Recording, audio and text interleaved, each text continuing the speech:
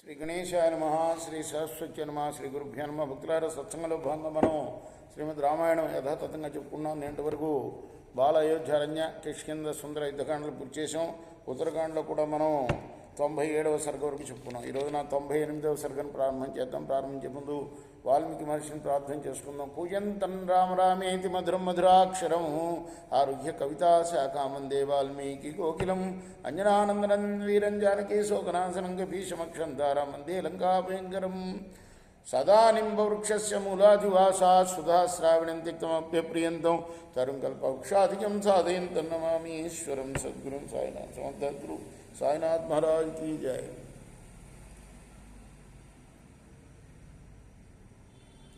రసాతలం ప్రవిష్టాయాం వైదేహ్యాం సర్వవానరా శుక్రుషు సాధు సాధ్వీతి మనయో రామ సన్నిధౌ. సీతాదేవి రసాతలంలో ప్రవేశించడం చూచి వానరులందరూ కూడా ఎంతో దుఃఖంతో పెద్దగా అరిచారు. రాముడి పక్కన ముళ్ళందరూ కూడా ఆమెను కొనియాడుతూ ఆమెని ఎంతో ప్రశంసించారు. దండకాష్టమవస్తభ్యా బాష్పవ్యాకులితేక్షణ అవాక్సిరాద్యన మనా రామోయాసీత్సు దుఃఖిత.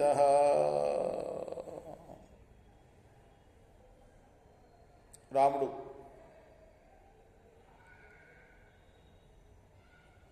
యజ్ఞదీక్షలో ఉన్నవాళ్ళు ఒక దండాన్ని తన చేతిలో పెట్టుకుంటారు. ఆ దండాన్ని ముఖానికి ఆంచుకొని కన్నీళ్లు కారుతూ ఉండగా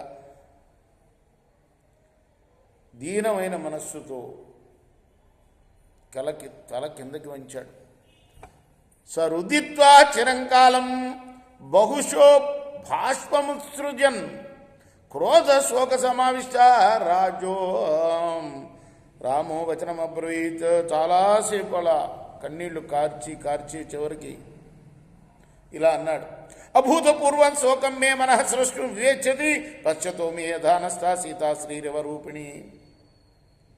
లక్ష్మి లాంటి సీత నేను చూస్తుండగానే అదృశ్యురాలు అవటం చేత పూర్వం ఎన్నడూ లేని శోకం నన్ను ఆవరించింది. సా దర్శనం పురా సీత లంకాం పారే మహోదతే తసశ్యామయా సీత కిం పునర్వసుధాతలాత్.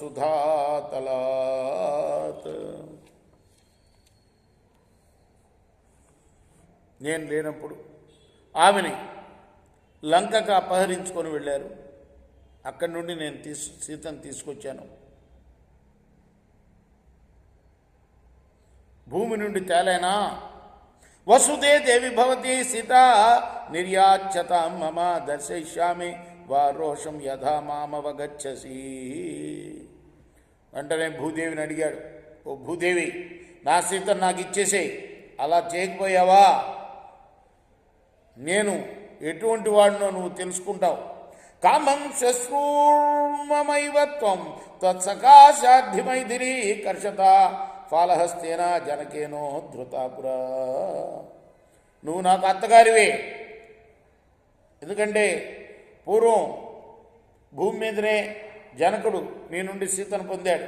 తస్మాన్ నిర్యాచ్యతాం సీత వివరం వా ప్రయత్నమే పాతాళేనా కపృష్టే వవసేయం సైతంతయా. అందువల్ల సీతనైనా తిరిగి ఇవ్వు, లేదా నాకు కూడా వివరాలు చెప్పు.